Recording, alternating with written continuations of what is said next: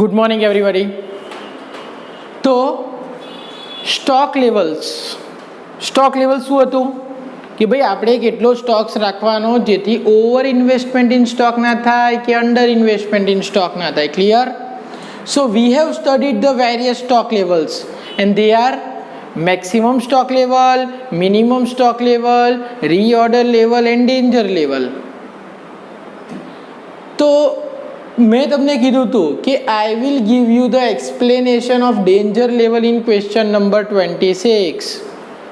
तो in question number 26 we have to calculate reorder level, minimum stock level, maximum stock level, average stock level and danger level. The formula for danger level is normal consumption into maximum period for emergency purchase. तो question number 26 में the normal consumption given to us is 300 units per week and maximum period for emergency purchase is 2 weeks. So 300 into 2, 600 units is our danger level. You can find it by yourself that reorder level, which is maximum consumption 400 into maximum period 6 week. Then minimum stock level, reorder level minus average consumption into average period. Then maximum stock level, reorder level plus reorder quantity minus minimum consumption into minimum period. So we have completed all the levels. Now most important question, that will be question number 29. अब question number 29 में क्या ध्यान रखना है आपको? जो find करने को बोला है वही फाइंड करना है. पहले क्वेश्चन पढ़ो. In a manufacturing of its product a company uses 3 materials A, B and C in respect of which following information is available. Usage per unit of product in labs. Labs means pound. Means अगर आप 1 unit बना रहे हो तो उसके अंदर A 10 labs use होते हैं, B 4 लैब्स यूज़ होते हैं एंड C 6 लैब्स यूज़ होते हैं. Means consumption per unit of production is given to you. Reorder quantity दिया है, प्राइस की कोई ज़रूरत नहीं है. देन आफ्टर डिलीवरी पीरियड दिया है. तो A के लिए 1 to 3, so minimum 1, maximum 3, so normal or average will be 3 plus 1 4 divided by 2 2 weeks. B के लिए 3 to 5 weeks, it means minimum 3, maximum 5 and average 4. C के लिए 2 to 4 weeks, so minimum 2 weeks, maximum 4 weeks and average 2 plus 4 divided by 2 is equal to 3 weeks. Ordering level दिया हुआ है यहाँ पे. Ordering level means reorder level is given to you. तो A के लिए 8000, B के लिए 4750 एंड C का रीऑर्डर लेवल आपको ढूंढना है. मिनिमम लेवल आपको दिया है, A का ढूंढना है, B का भी ढूंढना है और C का 2000 दिया है. Weekly production varies from 175 to 225 units. So minimum production 175 units, maximum production 225 units and average production is 200 units. Average means normal production. What would you expect the quantities of the following to be? You have to find minimum stock of A, maximum stock of B, reorder level of C and average stock of A. ये सब चीज़ें आपको ढूंढनी है. So सबसे पहले you have to make the working note one, that is you have to find the consumptions. अब we are using 3 raw materials A, B and C. एक यूनिट के लिए A 10 लैब्स यूज होता है, B 4 लैब्स यूज होता है and C 6 labs use होता है. अब मिनिमम प्रोडक्शन 175 यूनिट्स है तो मिनिमम कंजप्शन कितना होगा A का? 10 इंटू 175 1750, B का 4 इंटू 175 700 एंड C का 6 इंटू 175 1050 लैब्स. अब मैक्सिमम प्रोडक्शन 225 यूनिट्स है तो मैक्सिमम कंजप्शन A का कितना होगा? 225 into 10 2250, 225 into 4 900 and 225 into 6 1350. Average production अगर आपको एवरेज नहीं दिया होता तो कैसे ढूंढते आप? 175 plus 225 divide by 2, so average will be 200 units. तो एवरेज प्रोडक्शन 200 यूनिट्स है तो एवरेज कंजप्शन 200 इंटू 10, तो ए का 2000 लैब्स, बी के लिए 200 इंटू 4 800 लैब्स और सी के लिए 200 इंटू 6 1200 लैब्स। मिल गया। Now you have to just apply in the formula. First you have to find minimum stock of A, formula is reorder level minus normal consumption into normal period, normal means average.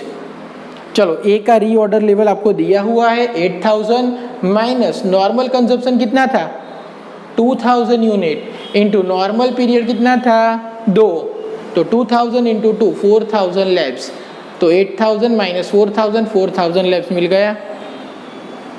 उसके बाद second maximum stock of B, so maximum stock is equal to reorder level plus reorder quantity minus minimum consumption into minimum period. Reorder level कितना है 4750 आपको दिया हुआ है, plus reorder quantity economic order quantity या reorder quantity दी है 5000 minus minimum consumption, तो बी के लिए मिनिमम कंजप्शन, बी के अंदर मिनिमम कंजप्शन कितना है 700 इंटू मिनिमम पीरियड, तो बी का पीरियड है 3 to 5 वीक्स, तो मिनिमम 3, तो 4750 प्लस 5000 माइनस 2100, तो 7650 लैब्स। ये आपको क्या हो गया मैक्सिमम स्टॉक ऑफ बी। उसके बाद बारी आई रीऑर्डर लेवल, किसका ढूंढना है आपको सी का, so you have to find the reorder level of सी।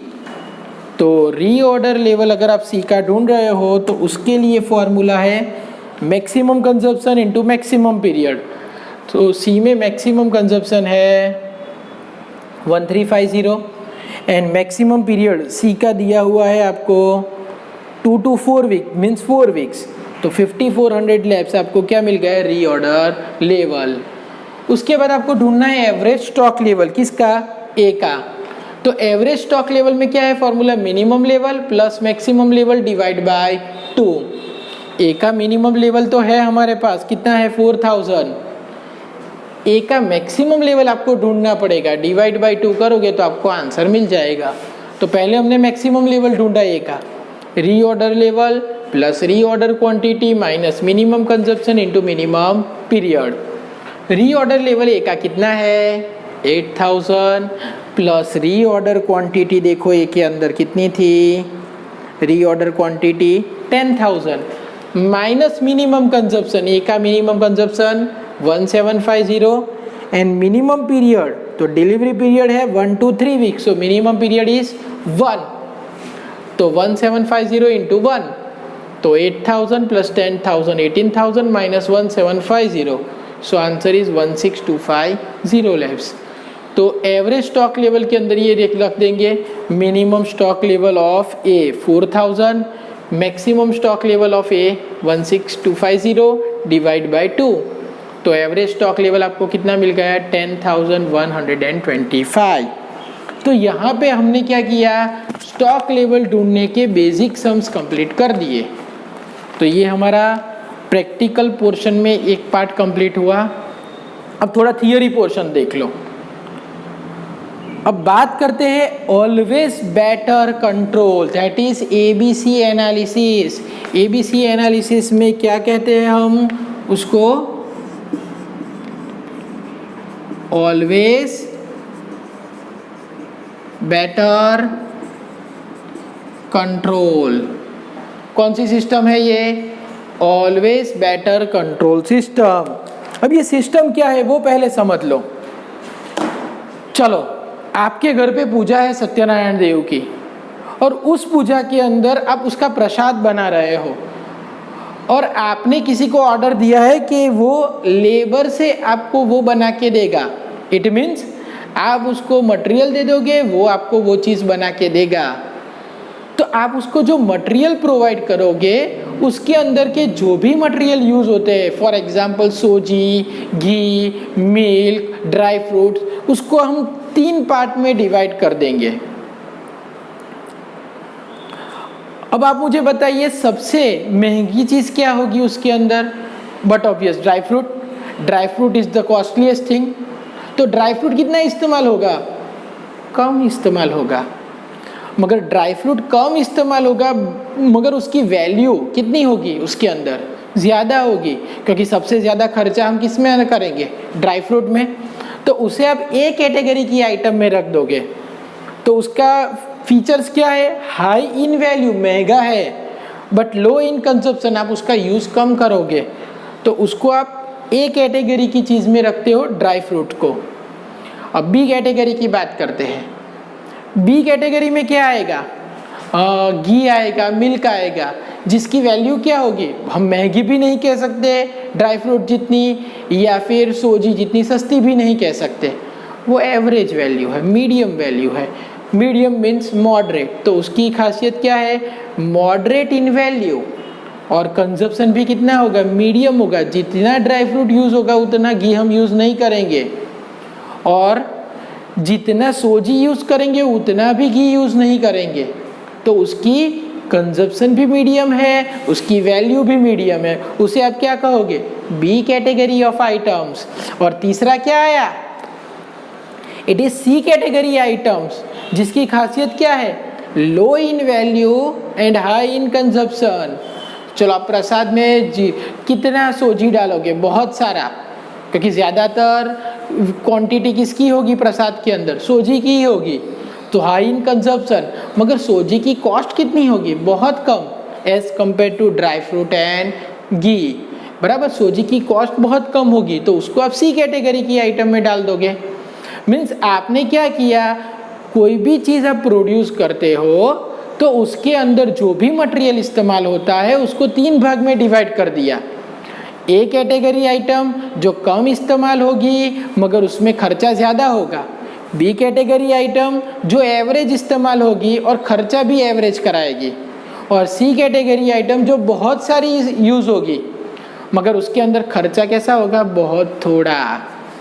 अब आपको कंट्रोल एस्टैब्लिश करने में इजी रह जाएगा, क्योंकि आपको ज़्यादातर कंट्रोल किस पे रखना है, A category item dry fruit पे। वाई, बिकॉज अगर वो वेस्टेज हो गया तो आपका खर्चा ज़्यादा हो जाएगा, बराबर। ओवरऑल कॉस्ट किसके ऊपर डिपेंड करता है, ए कैटेगरी आइटम पे। जनरली एज्यूम करते हैं कि हमारा टोटल खर्चा जो होता है उसमें से 70% खर्चा किसका होता है, ए कैटेगरी आइटम का। 20% खर्चा किसका होता है, बी कैटेगरी आइटम का, और 10% खर्चा किसका होता है, सी कैटेगरी आइटम्स का। ये खर्चा हुआ। मगर क्वांटिटी की बात करेंगे तो ए कैटेगरी है कितना इस्तेमाल होगी, सिर्फ 10%, बी कैटेगरी अप्रोक्स 20% इस्तेमाल होगी, जबकि सी कैटेगरी कंज्यूम कितनी होगी, 70%, मगर खर्चा उसका कम हो जाएगा। तो ये करने से आपको क्या हो जाएगा, आपको पता चलेगा कि आपको कौन से खर्चे पे ज़्यादा ध्यान रखना है, जिससे बिजनेस का ओवरऑल एक्सपेंडिचर आप कंट्रोल कर सको।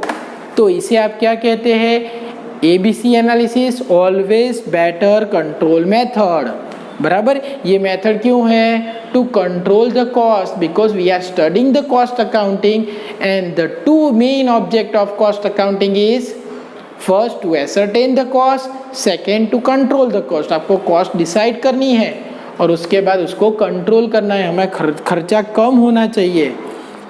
क्लियर। तो this is called ABC items. अब इससे आपको बेनिफिट क्या होगा, तो कंट्रोल एस्टैब्लिश में करने में बेनिफिट होगा। आपको पेज नंबर 38 पे दिया हुआ है, देखो आप कंट्रोल के बारे में। ए कैटेगरी आइटम में हम स्ट्रिक्ट कंट्रोल रखेंगे, बी कैटेगरी पे एवरेज कंट्रोल रखेंगे और सी कैटेगरी पे कंट्रोल कम रखेंगे। रिपोर्ट्स, चलो कोई चीज़ कितनी कंज्यूम हुई टॉप मैनेजमेंट को रिपोर्ट करना है, तो ए कैटेगरी हर वीक, हर हफ्ते रिपोर्ट करेंगे, बी कैटेगरी में थोड़ा लेट, मंथली रिपोर्ट करेंगे, जबकि सी कैटेगरी में 3 महीने के बाद, क्वार्टरली या फिर 6 महीने के बाद भी हम रिपोर्ट करें तो चलेगा। फॉलोअप मीन्स आप ध्यान रखोगे भाई कितना कंज्यूम हुआ, कैसे प्रोडक्शन चल रहा है, कंटिन्यूस फॉलोअप रहेगा ए कैटेगरी के गुड्स में। बी कैटेगरी में पीरियोडिक फॉलोअप, आप पीरियड डिसाइड कर दोगे 1 हफ्ते का, तो उसके अंदर फॉलोअप करोगे। जबकि सी कैटेगरी में फॉलोअप ओकेजनल रहेगा, क्योंकि हमको पता है कि भाई सस्ती चीज़ है, उसको किसी को ले जाना होगा या फिर चोरी करनी होगी, तो बहुत ज़्यादा क्वांटिटी ले जाएगा फिर भी बिजनेस को कॉस्ट में लॉस नहीं होगा। अटेंशन, ए कैटेगरी पे मोर अटेंशन रखोगे, ध्यान ज़्यादा रखना पड़ेगा। बी कैटेगरी पे लेस, कम ध्यान रखोगे तो भी चलेगा, बल्कि सी कैटेगरी पे लीस्ट, सबसे कम ध्यान रखेंगे। परचेजिंग सिस्टम, यहाँ पे थोड़ी प्रिंटिंग मिस्टेक है। ए कैटेगरी में परचेजिंग सेंट्रलाइज होगा। Centralise means centralise purchasing system means सारा कंट्रोल टॉप लेवल के पास होगा। अगर वहाँ से ऑर्डर आया तभी हम वो चीज़ परचेज करेंगे। बी कैटेगरी में सेंट्रलाइज भी हो सकता है और डिसेंट्रलाइज भी। तो गलती से इसके अंदर क्या लिखा है मटेरियल में, सेंट्रलाइज लिखा है ए में, और बी में कर दो सेंट्रलाइज और डिसेंट्रलाइज, और सी के अंदर क्या रहेगा, डिसेंट्रलाइज। डिसेंट्रलाइज मीन्स डिपार्टमेंट को अगर लगता है कि ये चीज़ खरीदनी है तो उनके पास राइट है कि वो भी खरीद सकते हैं, तो that is decentralise purchasing system. चलो उसके बाद परचेजिंग, ए कैटेगरी फ्रीक्वेंटली थोड़ा थोड़ा परचेज करते जाएंगे इसलिए वेस्ट नहीं हो जाए। बी कैटेगरी में क्वार्टरली परचेज करेंगे, जबकि सी कैटेगरी में समटाइम्स हाफ ईयरली और समटाइम्स ईयरली परचेज करेंगे। सेफ्टी स्टॉक, ए कैटेगरी महंगी चीज़ है, उसमें अगर ज़्यादा सेफ्टी स्टॉक रखने जाओगे तो क्या होगा, ज़्यादा पैसे इन्वेस्ट हो जाएंगे, इसलिए ए में सेफ्टी स्टॉक कम रखेंगे, बहुत कम रखेंगे। बी में कम रखेंगे और सी के अंदर सेफ्टी स्टॉक ज़्यादा रखेंगे। जब परचेस करना हो तो हम एस्टिमेट करेंगे कि भाई कितनी रिक्वायरमेंट है, तो ए की एक्यूरेट एस्टिमेट करेंगे, बी का मॉडरेट और सी का रफ एस्टिमेट करके गुड्स परचेस करोगे। रिव्यू ओवर सरप्लस और ऑब्सोलेट आइटम्स मीन्स हमारे पास जो गुड्स परचेस किया था उसमें से कितना बच गया, बराबर कितना सरप्लस बचा, कितना ऑब्सोलेट हो गया, ऑब्सोलेट मीन्स आउटडेटेड हो गया, तो उसका रिव्यू हम ए कैटेगरी में फोर्टनाइट मीन्स 15 डेज को करेंगे, बी कैटेगरी में quarterly means after every 3 month करेंगे, जबकि सी कैटेगरी में ईयरली करेंगे। So this is the basic principles of ABC analysis. This will be asked you in the short note. Weightage 5 marks का रहेगा, तो आपको ये थियरी करनी है। ABC एनालिसिस पूरा पढ़ो, उसके अंदर आपको सिर्फ ये ड्रॉ करके एक्सप्लेन करना है, उसके बाद उसकी वैल्यू क्या है वो एक पैराग्राफ में एक्सप्लेन करनी है, और पेज नंबर 38 पे जो रिस्ट्रिक्शन दिया है कि भाई कंट्रोल कितना रखना है, रिपोर्ट्स कैसे दोगे, फॉलोअप कैसे करोगे, ये सारी चीज़ें आपको शॉर्ट नोट में एक्सप्लेन करनी है। इसके आपको पूरे मार्क्स मिल सकते हैं।